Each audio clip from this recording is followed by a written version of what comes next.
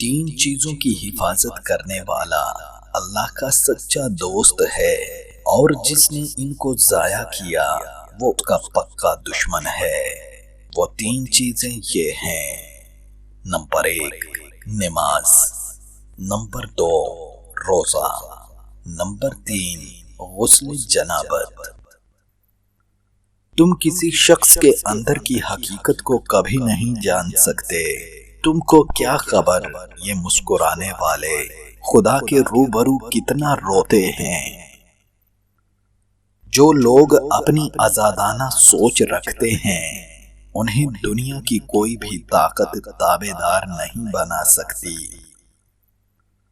مسکراہٹ لامحدود بے مثال چیزوں میں سے ایک چیز ہے جو اللہ نے بنائی ہے، اور جب یہ ماں باپ کے چہرے پر ہو تو شاید دنیا کی بہترین چیز ہے۔ قبرستان کو قبرستان نہیں، محبتوں کا بازار کہنا چاہیے۔ ہر جگہ کسی نہ کسی کی محبت دفن ہے۔ وہ محبت کسی بھی رشتے سے وابستہ ہو سکتی ہے۔